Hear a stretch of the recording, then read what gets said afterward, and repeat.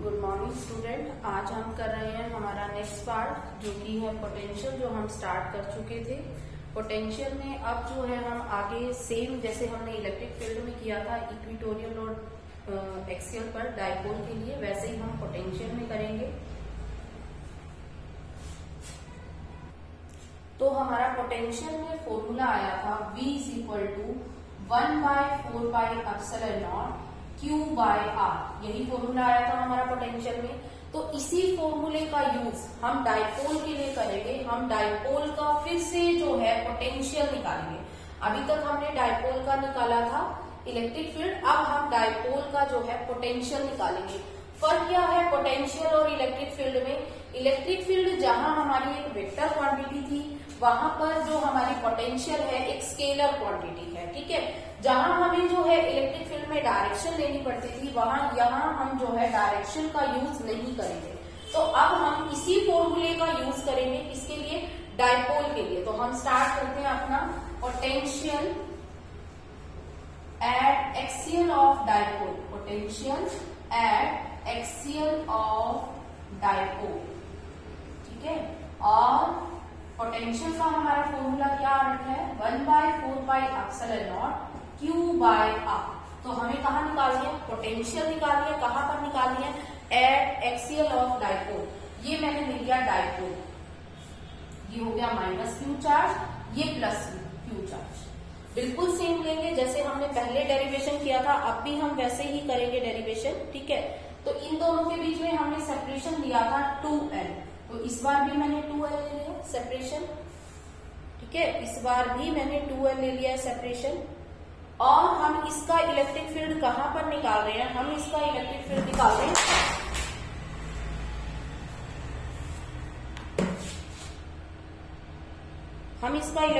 निकाल रहे हैं एक्सियल पर।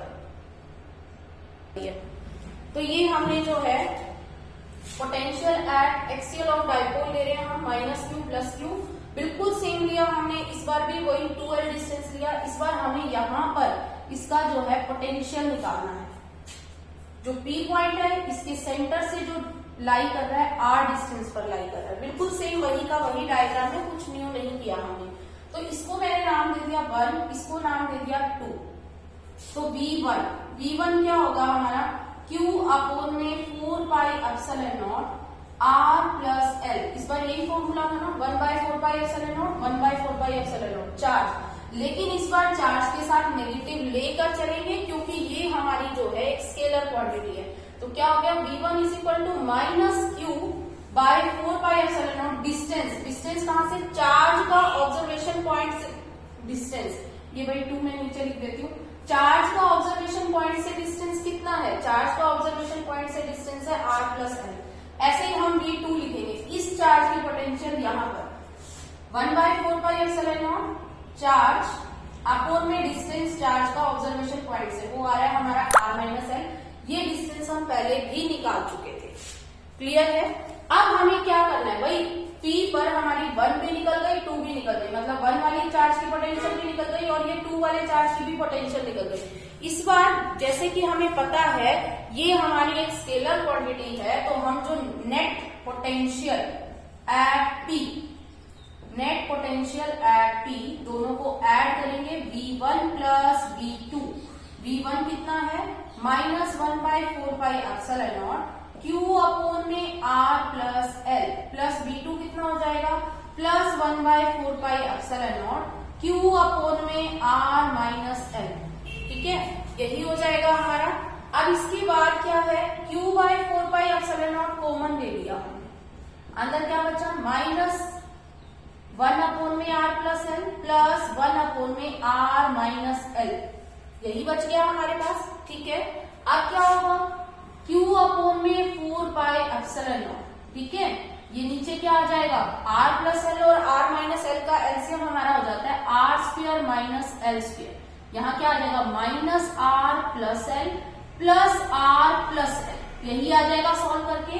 तो R से R हमारा कैंसिल हो रहा है। इसके बाद जो है मैं यहाँ पर कर देती हूँ V इज इक्वल टू, क्या आ जाएगा? V Q/4πε0 2L अपोन में R² - L², ठीक है। Q × 2L क्या होता है?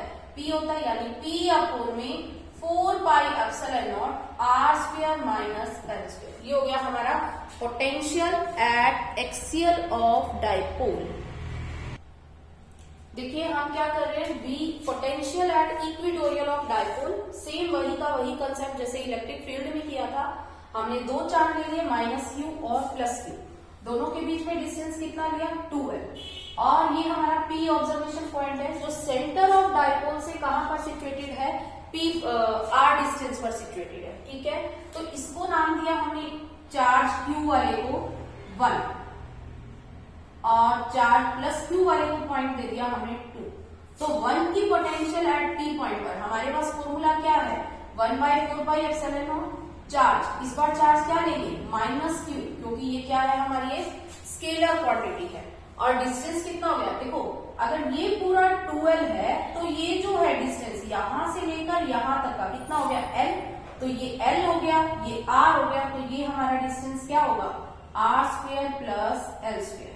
चार्ज का ऑब्जर्वेशन पॉइंट से डिस्टेंस कितना हो गया, r square plus l square. ये तो हो गया v1। ऐसे v2 निकालेंगे, बिल्कुल सेम है, 1/4 पाई एप्सिलॉन नॉट। इस बार चार्ज प्लस जो चार्ज है वो उस पे पॉजिटिव का साइन है। ठीक है, तो प्लस Q अपोन में under root r square plus l square. तो अब हमें P पॉइंट पर दोनों पोटेंशियल मिल गई है। हमें क्या करना है नेट पोटेंशियल के लिए, इस बार तो कोई डायरेक्शन का रोल भी नहीं है क्योंकि ये एक जो है हमारी स्केलर क्वांटिटी है। तो net potential V1 plus V2। तो V1 क्या है, 1/4 pi epsilon not minus Q upon में under root r square plus l square plus 1/4 pi epsilon not Q upon में under root r square plus l square. दोनों same है, cancel out हो जाएंगे, answer क्या आ गया, 0। यानी इक्वेटोरियल पॉइंट पर पोटेंशियल क्या होती है, हमेशा हमारी 0 होती है। ठीक है, इक्वेटोरियल पॉइंट पर पोटेंशियल क्या आई है हमारी, 0 आई है। और एक्सियल पे क्या आई थी, 1/4 pi epsilon not P upon में r square minus l square, यही आई थी ना। तो नेक्स्ट टॉपिक हमारा क्या है, electric field as gradient of potential. Gradient का मतलब हमें पता है, देखो ग्रेडियंट किसका, पोटेंशियल का, यानी पोटेंशियल अपोन में डिस्टेंस। ठीक है, ग्रेडियंट का मतलब हमेशा यही होता है, डिस्टेंस आ जाता है नीचे डिवाइड बाय, मतलब पर यूनिट लेंथ या पर यूनिट डिस्टेंस हमारा वो होता है ग्रेडियंट। हम क्या कर रहे हैं, इधर ये हमारे पास डायग्राम है, ये चार्ज Q है। ठीक है, चार्ज Q है और ये पॉइंट P ले रखा है, ये हमने Q ले रखा है। इस Q चार्ज का इस Q पॉइंट से कितना डिस्टेंस है, R। ये एक पॉइंट है Q एंड P। ठीक है, इसको चार्ज कंसीडर मत करें, ये पॉइंट है P एंड Q। इन दोनों के बीच में मैंने स्मॉल डिस्प्लेसमेंट मान लिया dr का। ठीक है, मतलब ये पास पास है। तो ये अगर Q से R डिस्टेंस पर है तो P पॉइंट कितने डिस्टेंस पर होगा, R माइनस dr। ठीक है, P और Q के बीच में डिस्टेंस है dr और Q का इस Q पॉइंट से R डिस्टेंस है, तो ये कितना बच गया, R माइनस dr। अब एक चार्ज Q नॉट को हम मूव करवा रहे कहां से कहां, Q से लेकर P तक। मतलब हम जो है Q से उसको P तक लेके आ रहे हैं। भाई यहाँ पर अगर हम मूव करवा रहे हैं तो हमें वर्क डन करना पड़ेगा। क्यों करना पड़ेगा, क्योंकि इस Q का यहाँ पर इलेक्ट्रिक फील्ड प्रेजेंट है, यहाँ पर पोटेंशियल प्रेजेंट है। ऐसे ही इस Q का इस Q पॉइंट पर भी पोटेंशियल भी प्रेजेंट है और इलेक्ट्रिक फील्ड भी प्रेजेंट है। कभी भी अगर दूसरे के फील्ड में हम जा रहे हैं तो हमें वर्क डन करना पड़ेगा। क्यों करना पड़ेगा, क्योंकि उसकी उस जगह पर दूसरे चार्ज की पोटेंशियल भी होती है और दूसरे चार्ज की यहाँ पर क्या है, इलेक्ट्रिक फील्ड भी प्रेजेंट है। तो अब इन दोनों के बीच में स्मॉल डिस्प्लेसमेंट है dr का। मुझे पता है कभी भी अगर हम पोटेंशियल देखें या फिर हम देखें इलेक्ट्रिक फील्ड, तो चार्ज जितना ऑब्जर्वेशन पॉइंट पास पर होगा उतना ही उसका फील्ड ज्यादा होगा, उसका इफेक्ट ज्यादा होगा। यानी इस Q का इफेक्ट इस P पॉइंट पर ज्यादा है एज कंपैरिजन टू Q।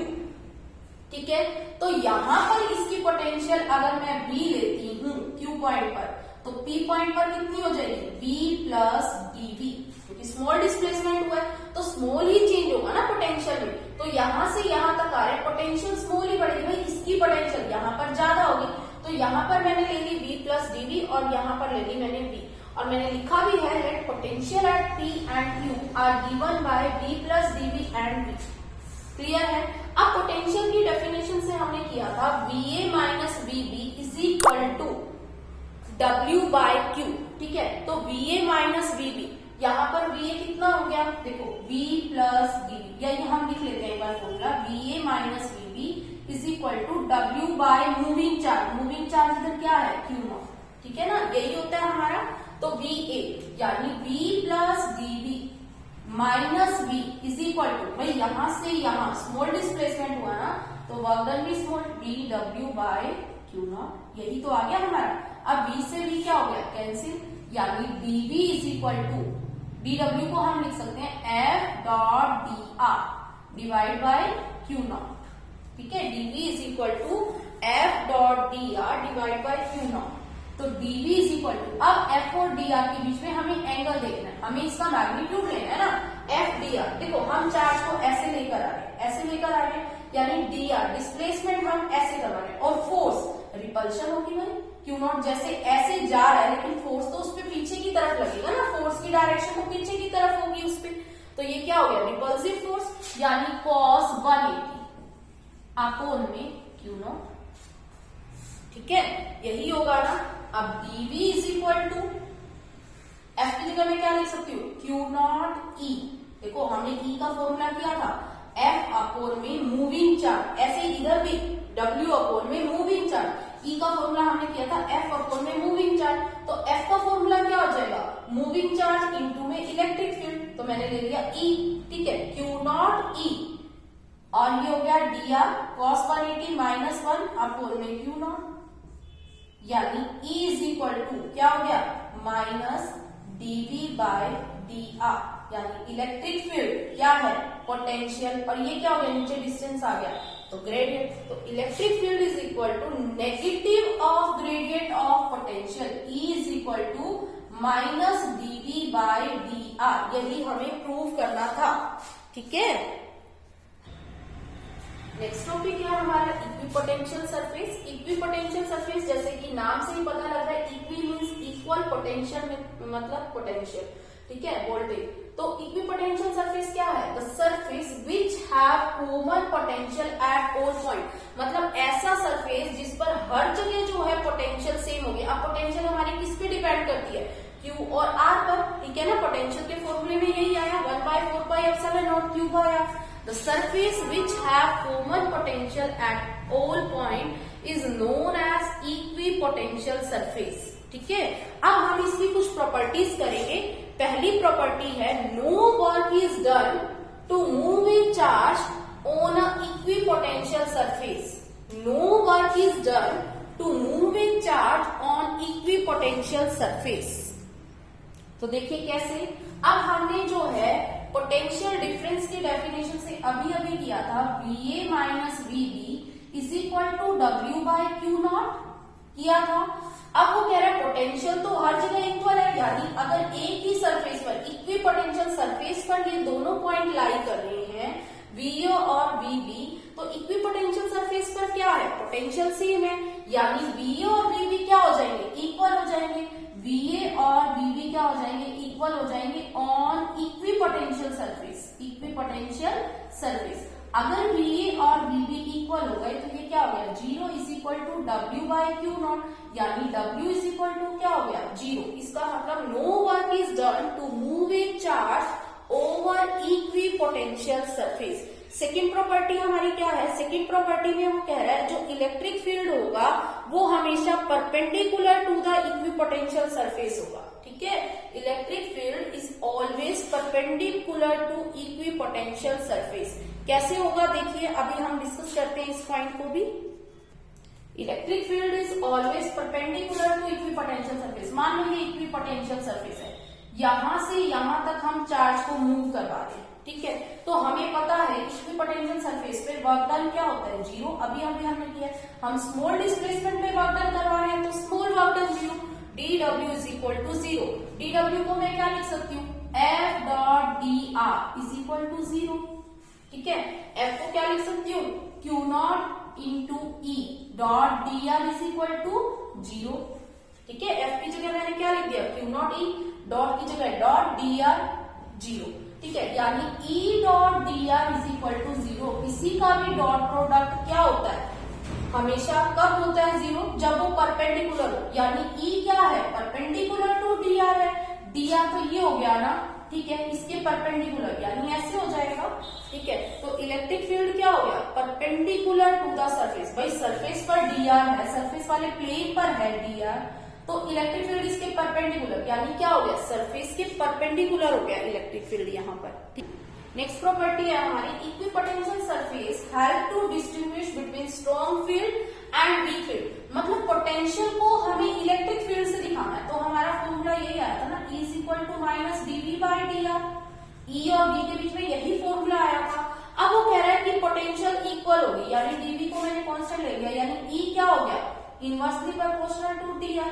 इसका मतलब जितना लाइंस के बीच में, जितना डिस्प्लेसमेंट ज्यादा, मतलब दो लाइंस है, दो इक्विपोटेंशियल सरफेस है, ठीक है, इनके बीच में जितना गैप ज्यादा होगा, डी आर का मतलब इनके बीच में गैप ले लो, ठीक है, जितना गैप ज्यादा उतना इलेक्ट्रिक फील्ड कम, ठीक है, इतना ही इनका इलेक्ट्रिक फील्ड में डिफरेंस आ जाएगा। इसका मान लो गैप आगे बढ़ता जा रहा है, यानी इलेक्ट्रिक फील्ड ऊपर कम होता जा रहा है, ठीक है, तो ये गैप इक्विपोटेंशियल के बीच का गैप है, डी आर हम ले रहे हैं इक्विपोटेंशियल के बीच का गैप, सरफेसेस के, दो सरफेस ले लिए मैंने इक्विपोटेंशियल सरफेस, इनका गैप जितना ज्यादा कम, इनका इलेक्ट्रिक फील्ड उतना ज्यादा हो जाएगा, ठीक है, समझ आ गया। तो इक्विपोटेंशियल सरफेस हमें ये दिखाते हैं कि जो हमारा रीजन है वो स्ट्रॉन्ग फील्ड का है या वीक फील्ड का। ऐसे लाइंस में भी हमने देखा था, लाइंस जितनी ज्यादा क्लोजर होंगी इलेक्ट्रिक फील्ड उतना ज्यादा स्ट्रॉन्ग होगा, ठीक है, यही था ना।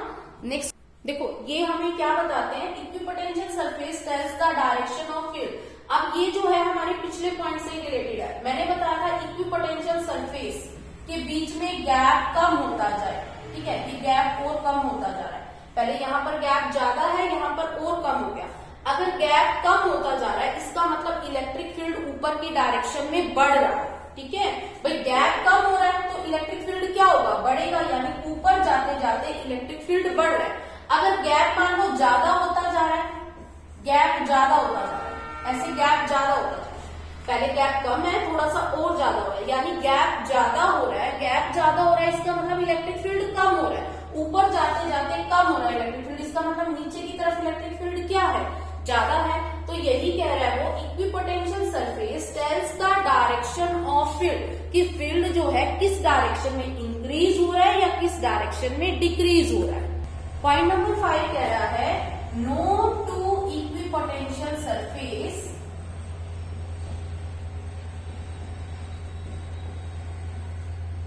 Can intersect each other. बिल्कुल सही कह रहा है ये पॉइंट हमने कई बार डिस्कस भी कर लिया है, कैन इंटरसेक्ट ईच अदर। कैसे, अगर दो इक्विपोटेंशियल, भाई इक्विपोटेंशियल सरफेस अभी हमने बताया था कि डायरेक्शन ऑफ फील्ड को बताते हैं। अगर दो इक्विपोटेंशियल सरफेस कट कर देते हैं, इंटरसेक्ट कर देते हैं, इसका मतलब वहां पर दो फील्ड की डायरेक्शन होगी।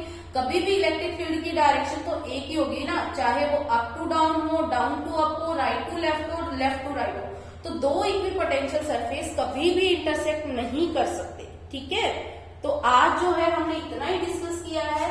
अब जो है हम नेक्स्ट लेक्चर में डिस्कस करेंगे कि इक्विपोटेंशियल सरफेस, जो कि हमारा बोर्ड में क्वेश्चन जरूर आता है, सिंगल पॉजिटिव चार्ज के कारण इक्विपोटेंशियल सरफेस कैसे बनता है, सिंगल नेगेटिव चार्ज के कारण कैसे बनता है, डाइपोल के कारण कैसा बनता है, और दो पॉजिटिव चार्ज हैं उनके कारण हमारा इक्विपोटेंशियल सरफेस कैसे बनेगा, पहले हम वो डिस्कस करेंगे। इसके बाद इस चैप्टर के हम जो है न्यूमेरिकल डिस्कस करेंगे। Thank you. हाँ भाई।